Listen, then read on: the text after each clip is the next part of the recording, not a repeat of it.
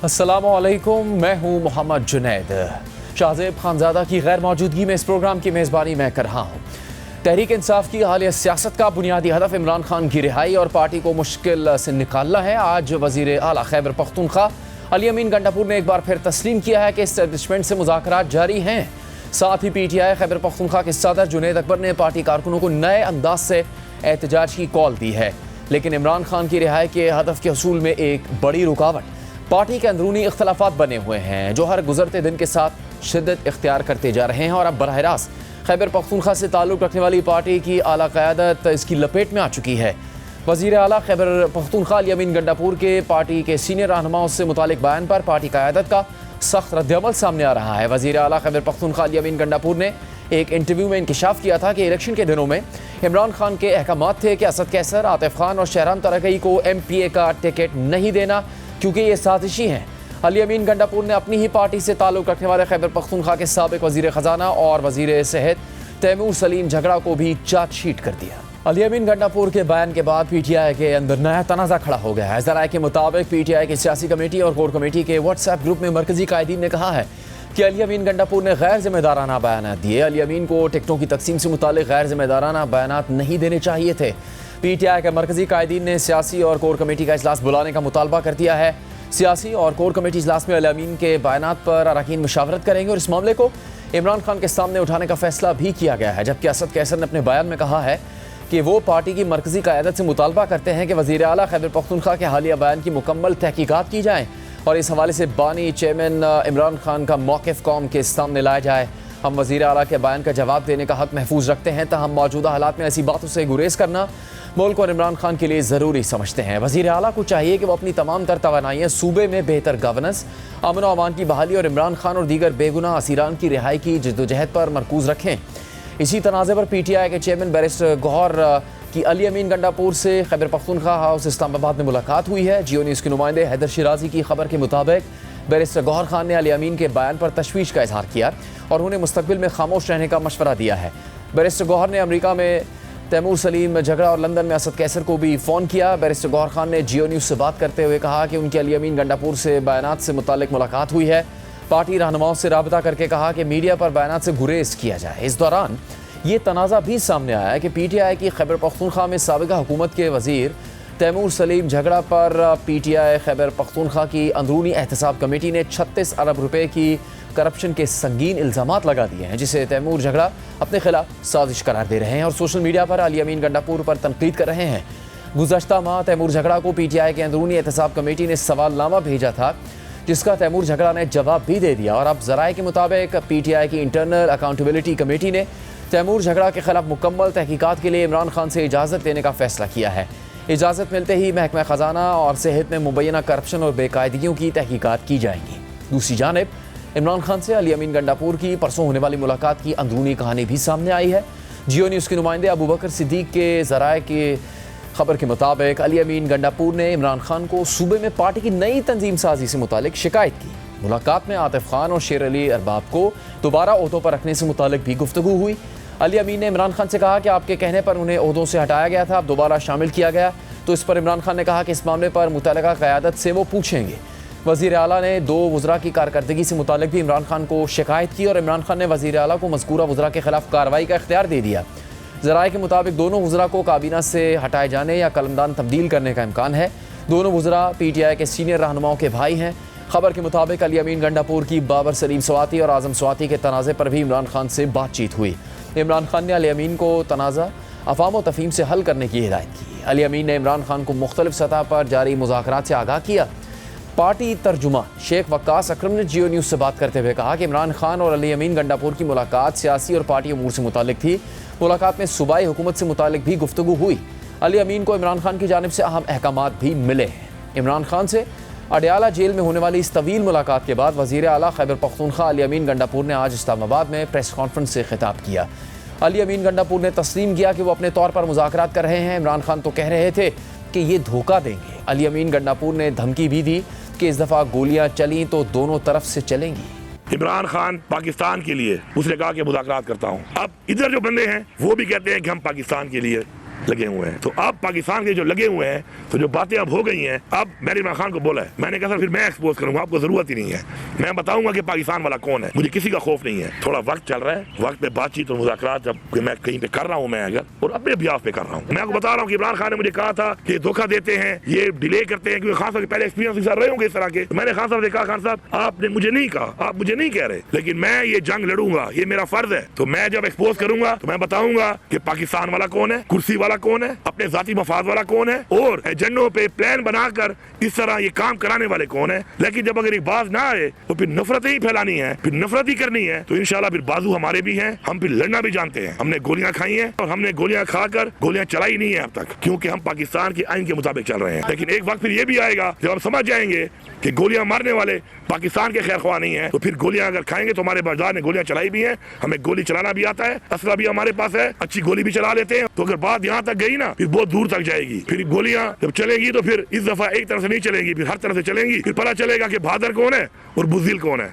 अली अमीन गंडापुर ने मजीद कहा कि अगर खैबर पख्तूनख्वा में मौजूद अफगान शहरी रजाकाराना तौर पर वापस जाना चाहेंगे तो हमारी हुकूमत सहूलत फराहम करेगी, ज़बरदस्ती किसी को नहीं निकाला जाएगा। मैंने बार बार कहा, हुकूमत संभालने के बाद कहा, हर मीटिंग में कहा, और तकरीबन 3.5 महीने पहले मेरी इस बात पे आमादगी की इदारों ने और फेडरल गवर्नमेंट ने कि आप TOR बनाएं और अफगानिस्तान के साथ मुज़ाकरात के लिए हम आगे बढ़ेंगे। तो TOR भेजे हुए तकरीबन 3-3.5 महीने हो गए हैं। बार बार मैं रिमाइंडर भी दे रहा हूँ कि मेरे साथ बैठो इस पे, तो हमारा काम मुकम्मल है उस लिहाज से। लेकिन यहाँ से हमें कोई जवाब भी नहीं आ रहा, हमारे साथ बैठ के इस पे बात भी नहीं की जा रही। तो मैं फिर दोबारा ये कहूँगा कि हमें इसके ऊपर संजीदगी से सोचना चाहिए, इसके बगैर कोई हल नहीं है इसका। हमारे सूबे में हमने कैंप लगा लिए हैं, हमारे सूबे में वॉलंटियर बुनियाद पर जो जाना चाहता है हम उसको फैसिलिटेट करेंगे, लेकिन सूबे की पुलिस, सूबे की इंतजामिया किसी को भी जबरदस्ती नहीं निकालेगी वहां से। ये क्लियर मैसेज है। अली अमीन गंडापुर ने यह भी कहा है कि अप्रैल में NFC अवार्ड की मीटिंग नहीं हुई तो पूरे सूबे को लेकर एहतजाज के लिए निकलेंगे, क्योंकि अप्रैल में NFC होनी है और उनका होना जरूरी है। नहीं तो फिर कायम मकाम सदर जो भी होंगे उनसे हम ये काम कराएंगे। मैं बड़ा वाजे बता रहा हूँ, अप्रैल मीन्स अप्रैल, ये मेरा आईनी हक है। इस आईनी हक के लिए फिर मैं निकलूंगा, पूरे सूबे की आवाम को भी लेके निकलूंगा, पूरे सूबे की पुलिस को, इंतजामिया को, सरकारी मुलाजमीन को, सबको लेके निकलूंगा। इसके अलावा PTI खैबर पख्तूनख्वा के सदर जुनैद अकबर ने PTI के कारकुनों को पीर से बाजू पर काली पट्टियां बांधकर एहतजाज शुरू करने की कॉल भी दे दी है। PPK की जितनी हमारे वोटर थे, सपोर्टर थे, वर्कर थे, हमारे जो जमहूरियत पसंद लोग थे, वो दुनिया को बताएंगे कि जो हम पे ये हुकूमत मुसल्लत की गई है, जो रियासती जबर हम पे हो रहा है, जो खान साहब अंदर थे, उसकी बीवी जो अंदर है, उस पर जो जाली फायर है, तो आप सब ने मंडे के दिन से सब ने हाथों पे जो है काली पट्टियां बांध के, चाहे दफ्तरों में जाओ, चाहे बाजारों में जाओ, चाहे सब्जी में जाओ, जहां भी होगा। मेरी खवातीन बहनों से भी दरख्वास्त है, मेरे अपने बच्चों के सिर्फ दरख्वास्त है, स्कूल के स्टूडेंट से है, कॉलेज के दोस्तों, ताकि दुनिया को ये पता चले कि ये जो हो रहा है ये गलत हो रहा है। जितनी ज्यादा हम पट्टियां बांधेंगे इतना अच्छा दुनिया को ये मैसेज जाएगा। हम सिर्फ इसी पे इंतजार नहीं करेंगे, इंशाल्लाह ताला बहुत जल्द हम दोबारा निकलेंगे और खान साहब के हुक्म का इंतजार है। इंशाल्लाह रीजन में भी हम जलसे करेंगे, डिस्ट्रिक्ट में भी करेंगे, और खान साहब जहां हुक्म देंगे इंशाल्लाह ताला हम पहुंचेंगे। ना हम डरने वाले हैं, ना हम झुकने वाले हैं। इस दफा जब निकलेंगे तो गोलियां खान निकलेंगे। बात करेंगे मुस्लिम लीग नून के सीनियर रहनुमा वज़ीर मुमलिकत बराए दाखिला सेनेटर तलाल चौधरी से। तलाल साहब शुक्रिया आपके वक्त का। हुकूमत कहती है कि अमन कायम करने पर तवज्जो रखेंगे, दहशतगर्दी को ख़त्म करना है। आज अली अमीन गंडापुर साहब ने तो दो टोक अल्फाज में कहा है कि अगर NFC में हक नहीं मिला सूबे को तो पूरे सूबे को लेकर सड़कों पर निकलेंगे, और मुज़ाकरात भी वो कर रहे हैं। अगर वो मुज़ाकरात संजीदा नहीं हुए, उसमें मस्बत पेशरफ नहीं होती, तो उस सूरत में भी फिर वो सड़कों पर आने के लिए तैयार होंगे। और अगर गोलियाँ चली इस दफ़ा तो फिर दोनों तरफ से गोलियां चलेंगी। बहुत ही संगीन अल्फाज उन्होंने इस्तेमाल किए हैं। हुकूमत तैयार है अली अमीन गंडापुर के इस जारहाना हिकमत अमली के जवाब में क्या? बिस्मिल्लाहिर्रहमानिर्रहीम। देखिए, ये जो मुज़ाकरात वाली बात है कि अब हम करना चाहते हैं, अब हम नहीं करना चाहते, ये खुद गुलामी है। इनसे कोई बातचीत नहीं कर रहा, ये अपने आप से ही लगे हुए हैं और ये कंफ्यूज्ड हैं। ये लोगों को दिखाते कुछ है, करते कुछ है। इनकी पूरी की पूरी सियासत जो है वो कंधों पर बैठकर इख्तदार में आने से लेके पार्टी बनाने तक सारी की सारी इसी पर मोहियत है।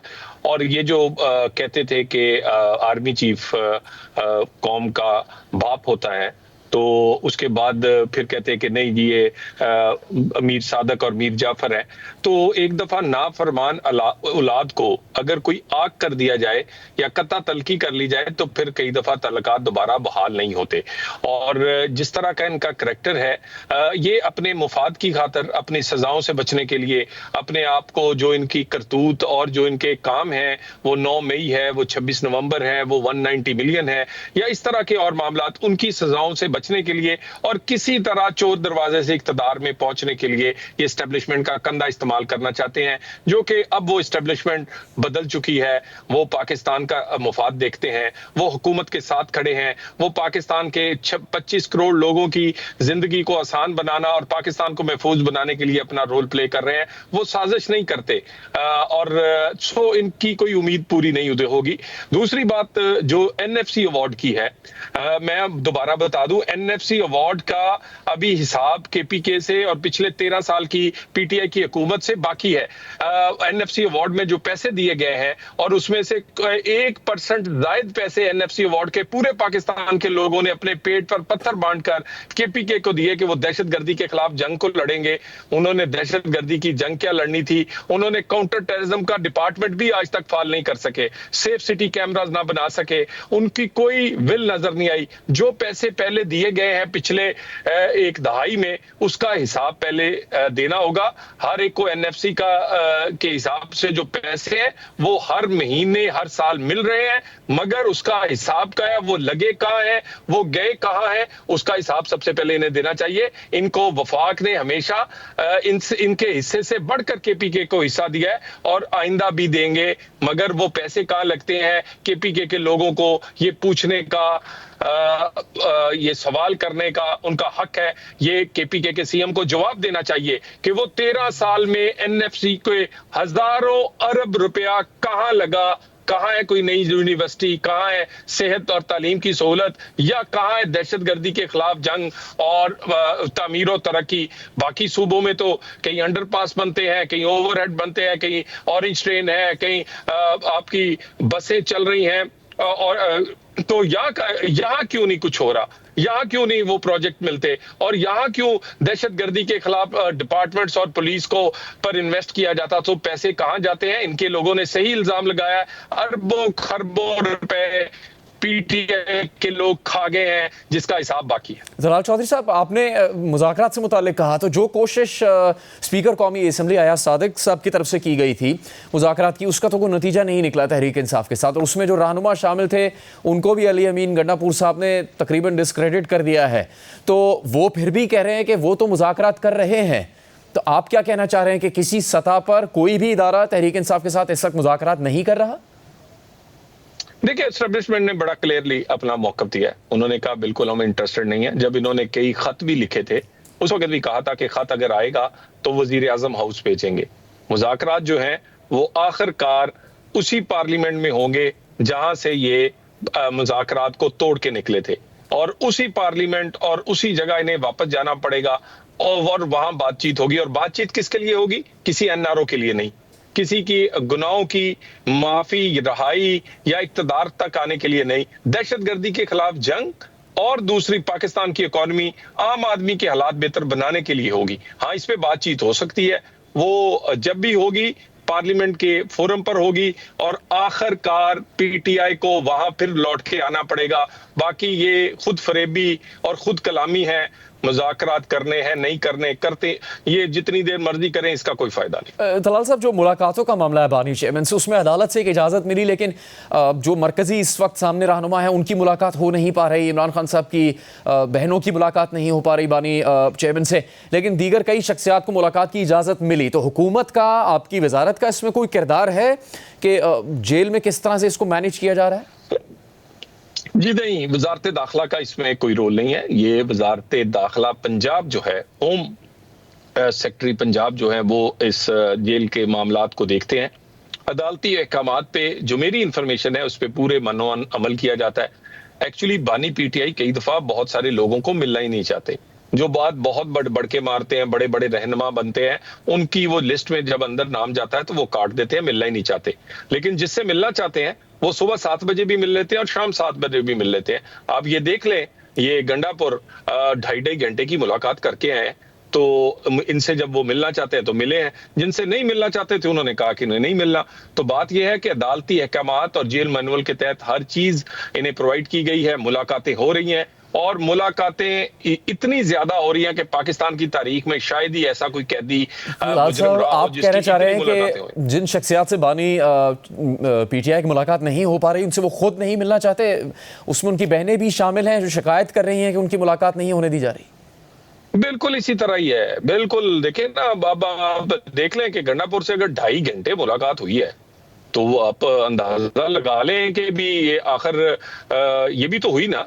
और कभी कई दफा आप कहते हैं कि सुबह 7 बजे जेल के दरवाजे खुल जाते हैं, कई दफा शाम लेट मुलाकात हो जाती है।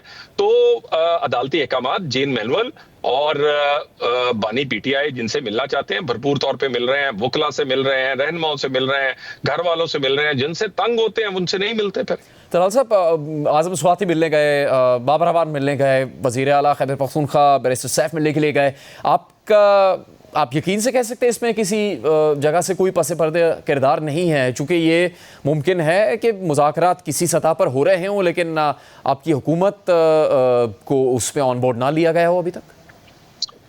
देखिए, बिल्कुल हम कॉन्फिडेंट हैं और हुकूमत के साथ एस्टेब्लिशमेंट और तमाम अदारे खड़े हैं, और इसी वजह से पाकिस्तान में सियासी इस्तेकाम आया है, मुआशी इस्तेकाम आया है। आज बिजली की कीमतें कम हुई हैं। लोग कहते थे ये पाकिस्तान डिफॉल्ट करेगा, नहीं, पाकिस्तान टेक ऑफ कर रहा है। ये पाकिस्तान इसी तरह ही कहते थे बिजली की कीमत कभी कम नहीं होगी बल्कि इससे भी डबल होगी। आज बिजली की कीमत कम हुई है। ये क्यों सब कुछ हो रहा है? सियासी इस्तेकाम की वजह से। और ये सियासी इस्तेकाम ने मुआशी इस्तेकाम दिया है, आम आदमी की जिंदगी आसान हो रही है, और उसकी एक बहुत बड़ी वजह पाकिस्तान के अदारे हुकूमत के साथ खड़े हैं। और इसीलिए वजीर आजम पाकिस्तान ने कल आर्मी चीफ समेत बाकी इदारों का भी शुक्रिया अदा किया है। सो ये एक पार्टनरशिप है, ये पार्टनरशिप पाकिस्तान के लिए है, पाकिस्तान के मफाद के तहफ़्फ़ुज़ के लिए है, उसकी खोई हुई इज्जत बहाल कराने के लिए है, आम आदमी की जिंदगी को आसान बनाने के लिए है। और ये पार्टनरशिप किसी साजिश का शिकार नहीं होगी। और मेरा ख्याल है अगर कोई इस गलत फहमी में कुछ कैलकुलेट कर रहा है, या मैंने आपको कहा कि ये मुज़ाकरात खुद कलामी और खुद फरेबी हैं, ये चाहते हैं कि कोई किसी के कंधे मुयस्सर हों, दोबारा इक्तदार में पहुंचे, किसी के कंधे मुयस्सर हों, इनको लाडला बनाकर स्टे पर स्टे दिया जाए, इनके खिलाफ इनके जो जुराइम है उस पर फैसले ना आए, फैसले आए तो अमल ना हो। तो ये अब नहीं है, पाकिस्तान बदल चुका है।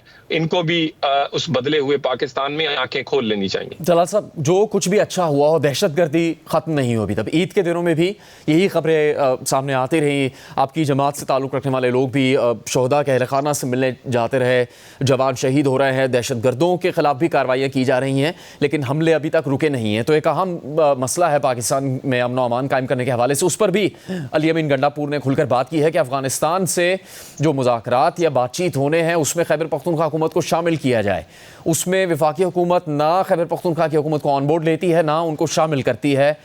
तो इस सिलसिले में वफाकी हुकूमत क्या सोच रही है? किस तरह से खैबर पख्तूनख्वा की हुकूमत को शामिल करने के बारे में फ़ैसला किया जाएगा, या ऐसा मुमकिन नहीं है? अफ़गानिस्तान पे जो एतराज़ात है कि वहाँ से दहशतगर्दी जन्म ले रही है और उससे पाकिस्तान में वाक़यात पेश आ रहे हैं।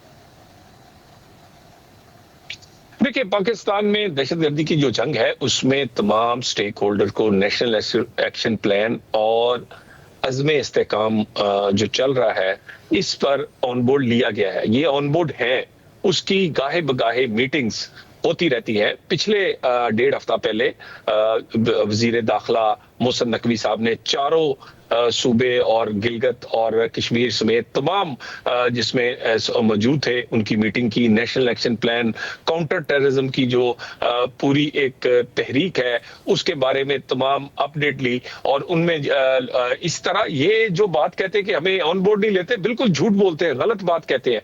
और पॉलिसी जो है वो अफगानिस्तान से वो पीटीआई की नहीं चलेगी, वो पाकिस्तान की चलेगी। पाकिस्तान की एक अपना मुफाद है, पाकिस्तान के अपने तहफ़्फ़ुज़ात हैं, पाकिस्तान की अपनी फॉरेन पॉलिसी है, पाकिस्तान की चलेगी। पीटीआई ने जो गुल खिलाया है और जो 4000 से जायद लोग जेट ब्लैक टेररिस्ट उसमें शामिल थे वो लाकर बसाए हैं, और जिस तरह पाकिस्तान के अमन को दोबारा बदअमनी में और दहशतगर्दी तक लेकर गए हैं, इनमें इन्हीं की पॉलिसियां थी। इसी तरह के इनके बयानात थे और इसी तरह के मुज़ाकरात की बातें थी। तो बात यह है, पाकिस्तान की जो हुकूमत है वो पाकिस्तान ने अपनी पॉलिसी बनाई है, उसके मुताबिक अफगानिस्तान से वो बात भी करते हैं, अफगानिस्तान के मामलात को देख भी रहे हैं।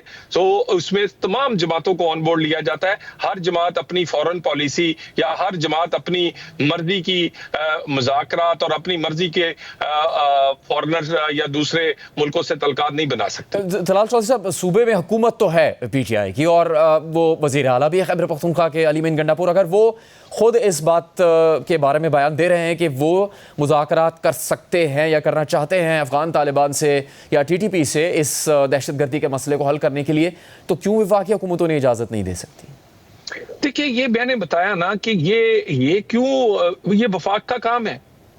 वफाक अपने लेवल पर तमाम मुमालिक से दुनिया के राब्ते में है और पाकिस्तान की जो फॉरेन पॉलिसी है उसके मुताबिक बातचीत चलती रहती है। उसके बाद तलकात दूसरे मुमालिक से होते हैं। भाई, आपका काम है अमनो अमान के लिए, दहशतगर्दी के खिलाफ जंग के लिए। भाई, आप अपना काम बताएं ना। आप कहते हैं मैंने वफाक का काम करना है। भाई, हम आपसे पूछते हैं कि काउंटर टेररिज्म में आपने क्या किया है? KPK ने सबसे ज्यादा मुतासर है। KPK सबसे ज्यादा मुतासर पाकिस्तान इसलिए है क्योंकि KPK से में आपका कंट्रोल नहीं है। अमनो अमान पे, सेहत पे, तालीम पे, आपने डेवलपमेंट पे, उस पे आपका हक है और उस पे आपका अख्तियार है। उस पे काम क्यों नहीं करते? क्यों आप वो काम यानी अपनी हटाने के लिए तवज्जो आप इस तरह के शोशे छोड़ते हैं? ये ना छोड़ें, अपना काम करें। और आपका काम है अमनो अमान, दहशतगर्दी के खिलाफ जंग, सेहत, तालीम, और वो कहाँ है?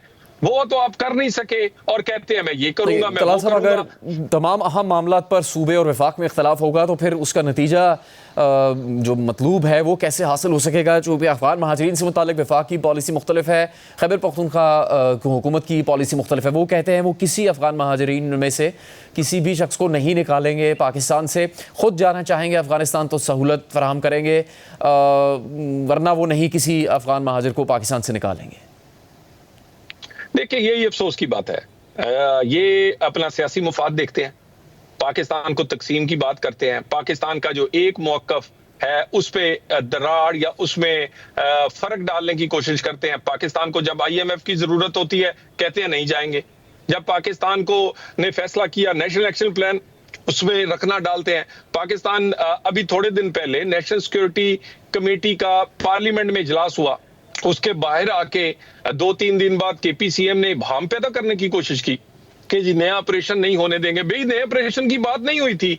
इसी तरह अफगान पॉलिसी पर उस टेबल पर KPK के CM बैठे थे जहां ये फैसला हुआ, जहां पर ये फैसले होते हैं नेशनल एक्शन प्लान पे कि फला फला कदम उठाया जाएगा, फला फला चीजें पाकिस्तान के मुफाद में है। हमें कोई शौक नहीं है, हमारे भाई हैं अफगानी, हमने 40 साल उन पर बहुत इन्वेस्ट किया है, मुश्किल वक्त में उनके काम आए हैं। लेकिन बहुत सारी दहशतगर्दी के कनेक्शंस अफगानिस्तान के उन शहरियों से मिलते हैं। पाकिस्तान में बहुत बड़े जराइम में मुलव्वस है। इस बुनियाद पर ये फैसला कौमी मुफाद में किया गया है और इसमें तमाम सूबे ऑन बोर्ड थे। और अब आप अपनी 1.5 ईंट की मस्जिद अलहदा बनाने कर एक सियासी सोबदाबाजी या सियासी फायदे के लिए ये आप बयान देते हैं, ये नामुनासिब बात है। तलाल साहब, आपकी बहुत अहम वजारत है और आपकी वजारत के वफाकी वजीर मोहसिन नकवी साहब हैं। कुछ सवालात ये भी उठ रहे हैं कि बलूचिस्तान में वाक़यात हुए, वफाकी वजीर या दीगर वजारत दाखिला के अफराद वहाँ दौरा नहीं किया, खैबर पख्तूनख्वा में दहशतगर्दी के वाक़यात हुए, तो इससे मुताल्लिक़ कोई आप मौक़िफ़ देना चाहेंगे? और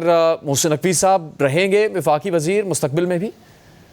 वो वजीर दाखिला थे, वो वजीर दाखिला हैं और इंशाअल्लाह ताला वही वजीर दाखिला रहेंगे। और इंसान का अपनी सेहत के मुतल्लिक इख्तियार नहीं होता। कई दफ़ा सेहत ख़राब हो जाती है और बंदे का कंट्रोल नहीं होता। अगर उनकी चंद दिन या 2-3 हफ्ते वो उनकी सेहत खराबी की वजह से वो चंद मीटिंग्स में शामिल नहीं हो सके, तो इस तरह की बातें और इस तरह की चीजें बाहर आनी गैर मुनासिब है। उसके बाद आप देख लें, पिछले 2 हफ्ते उन्होंने काउंटर टेररिज्म पर जो मीटिंग्स हैं वो ली हैं, अफगान महाजरीन को वापस जाने पर उन्होंने डिटेल मीटिंग्स की हैं, शोहदा के घर पर वो आजाद कश्मीर हो या लाहौर उनके घरों पर गए हैं, वो मुसलसल इसी तरह ही बहुत सारे सुफरा से जिसमें अमेरिकन सफीर और दूसरे शामिल हैं उनसे मिले हैं। और इसी तरह हम एक टीम के तौर पे काम करते हैं। पूरे वजारत दाखिला का मैं तो कहता हूं 1 साल की कारकर्दगी का जायजा ले, वो एंटी नारकोटिक्स हो, वो एंटी स्मगलिंग हो, वो ह्यूमन स्मगलिंग हो, वो इसी तरह आईसीटी यानी इस्लामाबाद की डेवलपमेंट हो, इन इमिग्रेशन के मामलात हो, दहशतगर्दी, नेशनल एक्शन प्लान पे अमल दरामद की बात हो, तो इंटीरियर मिनिस्ट्री ने बहुत काम किया है। हाँ, वो बहुत ज्यादा मीडिया के सामने या खबरों में रहना नहीं, काम करना पसंद करते हैं और वो काम कर रहे हैं और भरपूर काम कर रहे हैं। तलाल चौधरी साहब, बहुत शुक्रिया प्रोग्राम में बात करने के लिए। प्रोग्राम जारी रहेगा एक ब्रेक के बाद। प्रोग्राम में एक बार फिर खुशामदीद। ईद से पहले तहरीक इंसाफ की जानिब से बड़े सियासी दावे किए गए थे, लेकिन अब पीटीआई के अंदरूनी इख्तलाफात बहुत ज़्यादा खुलकर सामने आ चुके हैं। इस हवाले से ही हम बात करेंगे जियो न्यूज़ के नुमाइंदे अबू बकर सिद्दीक से। अबू बकर, अमूमी इख्तलाफात से बढ़कर काफ़ी संगीन नौयत के इख्तलाफात सामने आ रहे हैं। यहाँ तक कि पीटीआई के एक सरकर्दा रहनुमा पर 36 अरब की खुर्द-बुर्द का इल्ज़ाम लगा दिया गया है। तो ये हालिया दिनों में ये इख्तलाफात इतनी शिद्दत इख्तियार कर गए हैं, काफ़ी अरसे से ऐसा होता नज़र आ रहा था और अब ये बातें सामने आ रही हैं।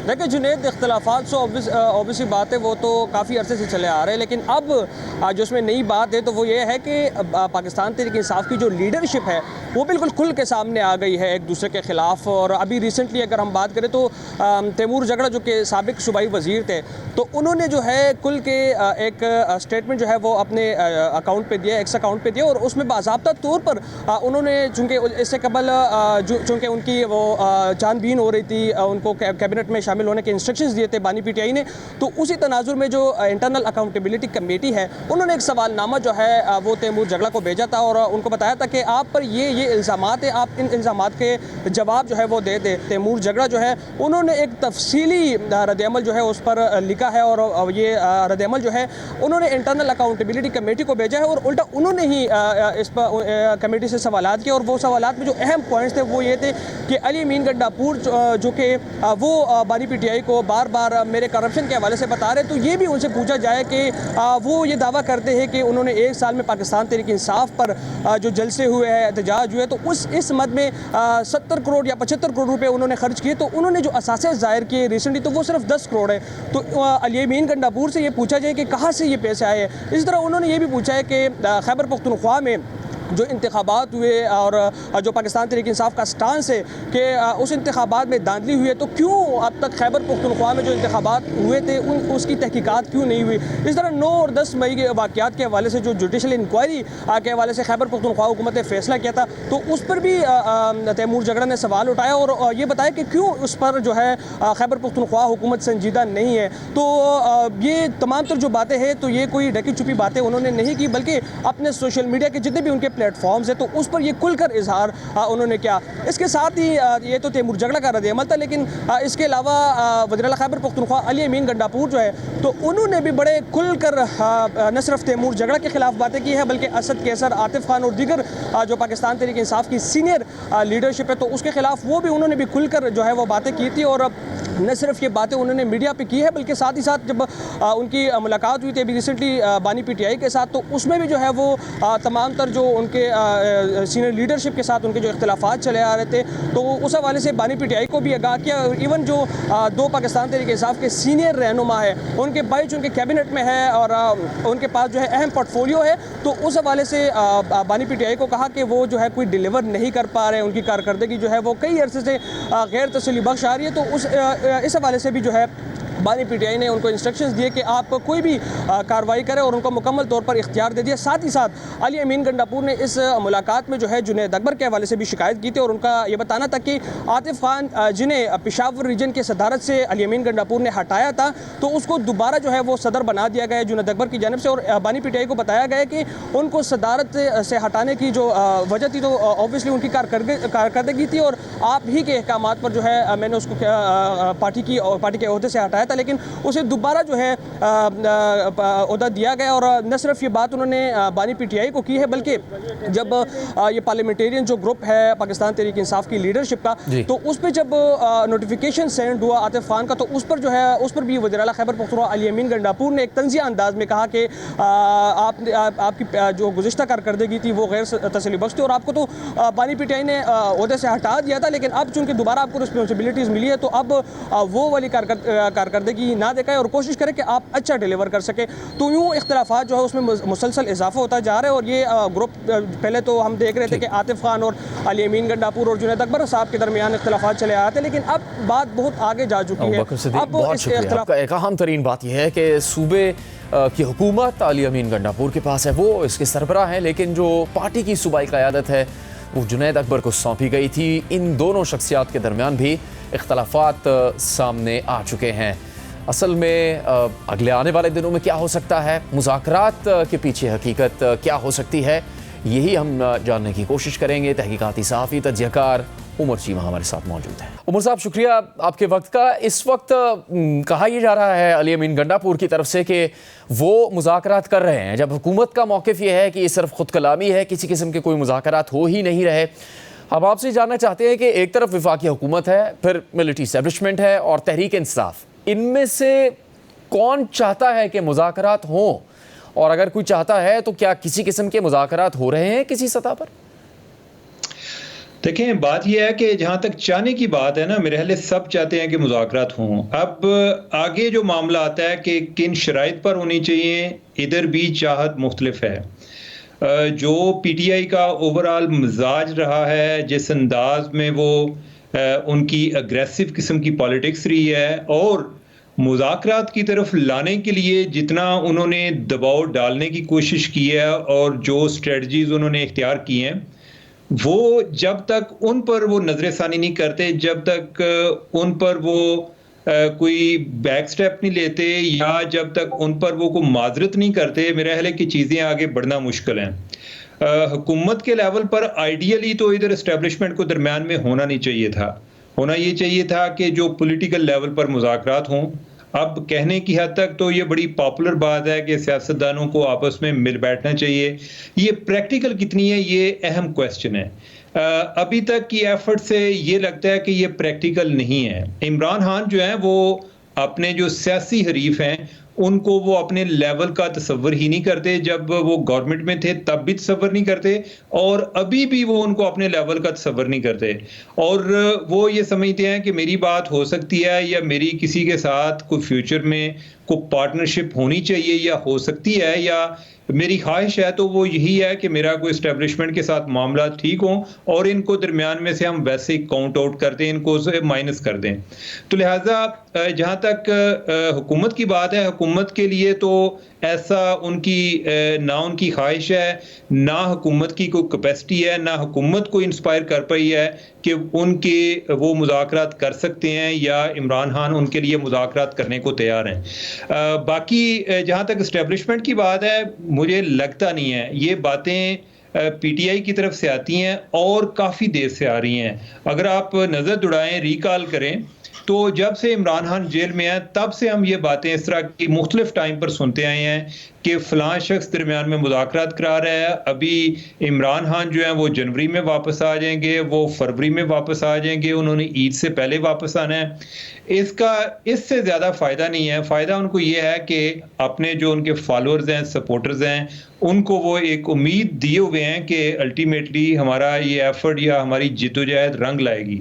लेकिन अमली तौर पर ऐसी चीज़ होती नज़र नहीं आई।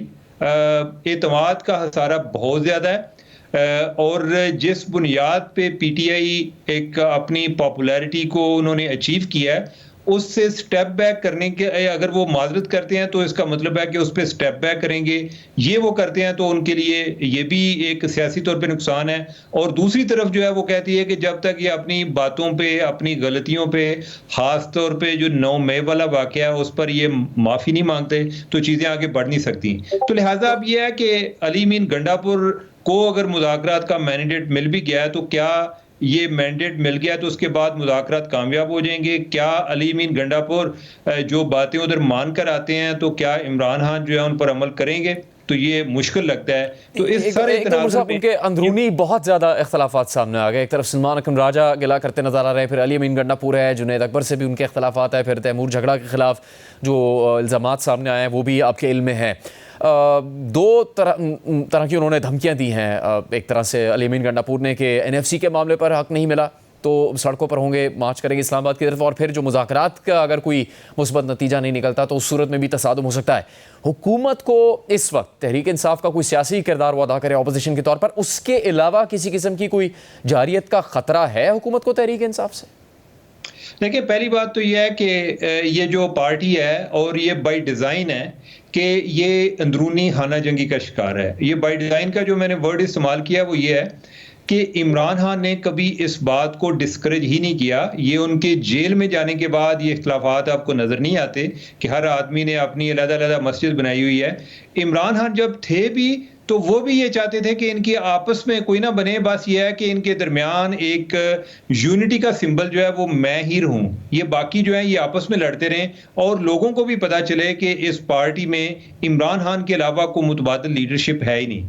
तो ये एक बड़ा बाई डिज़ाइन है, वो आज भी चल रहा है। वो जेल में है तब भी चल रहा है, जब वो जेल में नहीं थी तो तब भी ये बातें थी। जहां तक हुकूमत की बात है, मेरा ख्याल है कि हुकूमत को इस टाइम कोई हालात ऐसे हैं या यानी कि इमरान खान की वजह से कि अब जो है एस्टेब्लिशमेंट और हुकूमत जो है वो एक ही कश्ती के मुसाफिर हैं। तो जो जारहियत वाली बात है वो तब मुमकिन हो सकती थी कि अगर जो इस टाइम हुकूमत और एस्टेब्लिशमेंट में भी कोई इख्तलाफात पाए जाते तो हो सकता है कि कोई दूसरी तरफ को आंख मार देता। ऐसी बात नज़र नहीं आती। और फिर यह है कि जो एक मुआशी इशारे हैं वो मसनूई हैं या पायदार हैं, इस बात से कतई नज़र ओवरऑल पॉजिटिव हैं। एक सूरत-ए-हाल कदरे यानी कि हर आने वाला दिन जो है पहले से कदरे स्टेबल है। एक लगता है कि जैसे हुकूमत किसी एक रास्ते पर चल पड़ी है।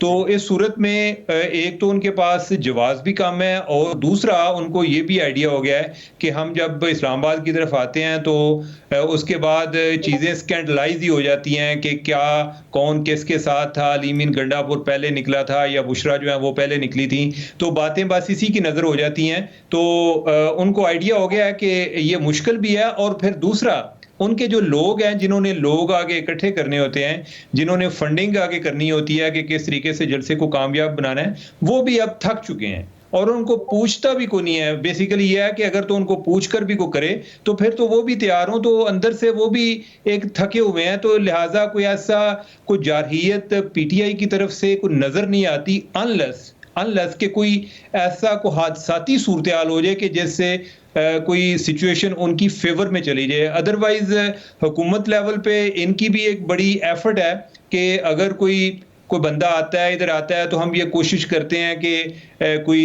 ऐसा ना हो कि कोई बंदे मरे ना, ताकि ये कोई इशू ना बने। बाकी वो चले पहले जो नवंबर में हुआ था उसका उन्होंने काफ़ी उसको एग्जिजरेट किया, लेकिन वो भी एक बड़ी एक नागुज़ीर सी सूरत थी। मुझे लगता नहीं है इनके ऐसा कोई PTI के लिए कोई जारहाना स्टेप उठाना कोई इतना आसान नज़र नहीं आता। उमर शिवा साहब बहुत शुक्रिया। प्रोग्राम जारी रहेगा एक ब्रेक के बाद।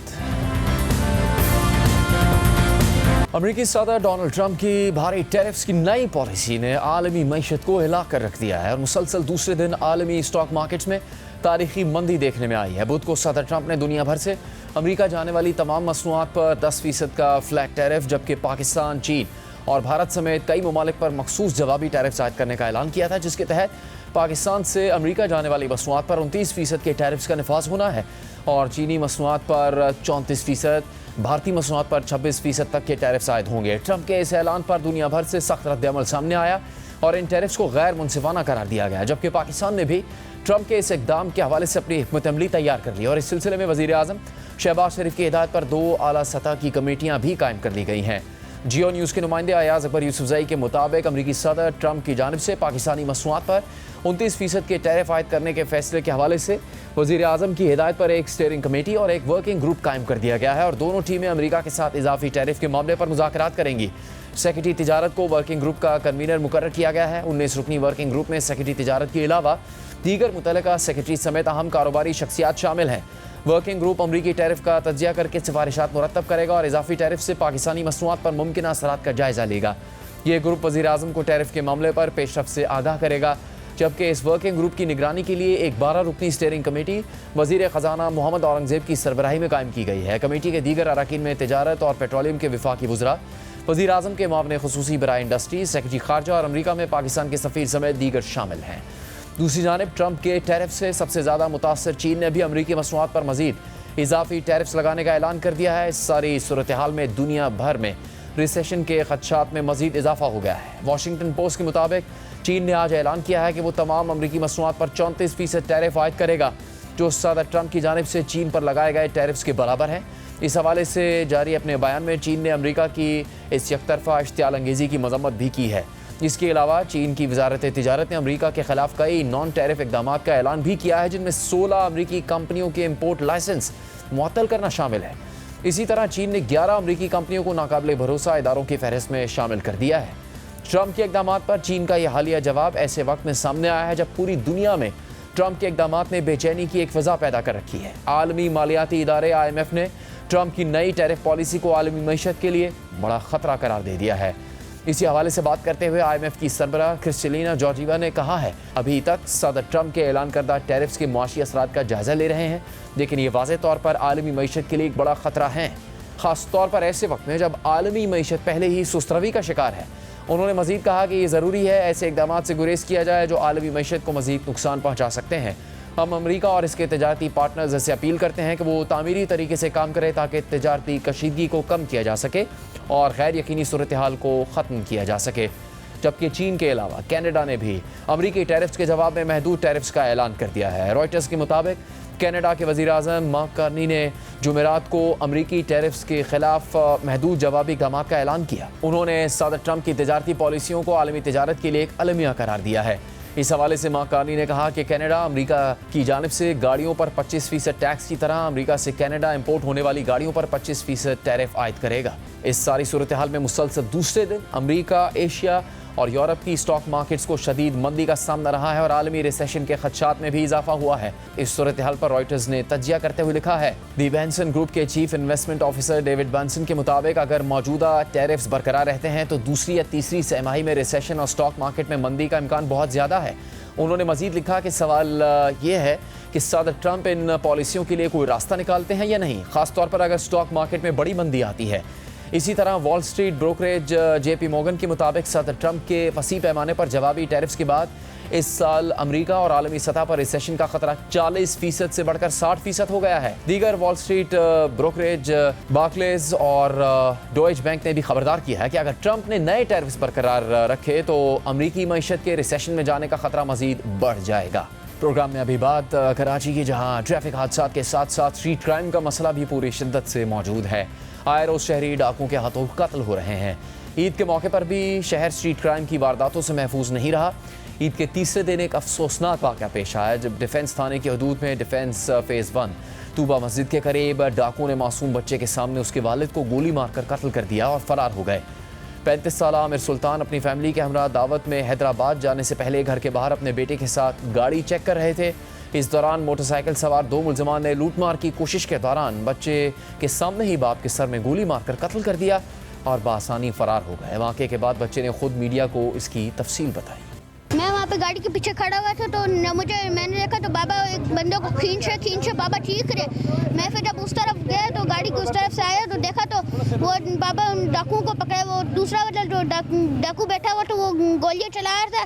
जब वो इस तरफ आए तो डाकू ने जब आखिरी गोली चलाई तो तब वो उनके सर पे जाके इतनी बुरी तरह लगी कि वो वहाँ पे नीचे गिर गए। फिर वो खुद तो भाग गए और गोली मारी फिर डायरेक्ट। साल के 3 माह के दौरान शहर में स्ट्रीट क्राइम के 16,000 वाक़यात हुए, जिनमें 26 शहरी डाकुओं की फायरिंग से कत्ल हो चुके हैं। सबसे ज़्यादा तशवीशनाक बात यह है कि इन जराइम में सज़ा का तनासुब सिर्फ 6.13% है। रोज़नामा जंग में आज शाया होने वाली साकिब सग़ीर की खबर के मुताबिक रवां बरस के पहले 3 माह के दौरान शहर में स्ट्रीट क्राइम के 16,000 से ज़्यादा वाक़यात रिपोर्ट हुए। ताहम पुलिस के मुताबिक साल 2024 के पहले 3 माह के मुकाबले में रवां बरस स्ट्रीट क्राइम की शरह 29.36% कम है। तफसीलात के मुताबिक 2025 के पहले 3 माह के दौरान शहर में स्ट्रीट क्राइम के 16,390 वाक़यात रिपोर्ट हुए। 3 माह के दौरान 26 शहरी डकैती मज़ामत पर कत्ल जबकि 80 से ज़्यादा ज़ख्मी हुए। इस दौरान 4 शहरियों से मोबाइल फ़ोन छीने गए हैं। 2 अप्रैल तक शहर से 496 गाड़ियाँ जबकि 11,690 मोटरसाइकिलें छीनी और चोरी की गई। रवां बरस में मोबाइल फ़ोन छीनने की यौमिया शरह 44.7%, गाड़ियों की चोरी और छीनने की शरह 5.2%, जबकि मोटरसाइकिलें छीनने और चोरी करने की यौमिया शरह 124.4% रही। तहम रोज़नामा दी न्यूज़ में गुज़श्ता रोज़ शाया होने वाली यूसुफ कटपर की खबर के मुताबिक कराची की अदालतों ने 2024 में स्ट्रीट क्राइम के कुल 1355 मुकदमात निपटाए, लेकिन इनमें सिर्फ 83 में मुल्ज़िमान को सज़ा सुनाई गई, यानी सज़ा सुनाए जाने की शरह 6.13% की ख़तरनाक हद तक कम रही। सरकारी आदाद शुमार से पता चलता है कि 1272 मुकदमात में मुल्ज़िमान की बरियत हो गई, जो कि निपटाए गए मुकदमात का 93.87% बनते हैं। यानी कराची में न सिर्फ डाकुओं को वारदात करते वक्त पुलिस और रियासती इदारों का खौफ नहीं होता, बल्कि पकड़े जाने के बाद भी रियासती इदारे उन्हें सज़ा दिलवाने में नाकाम रहते हैं। प्रोग्राम का इख्तिताम होता है, इजाज़त दी।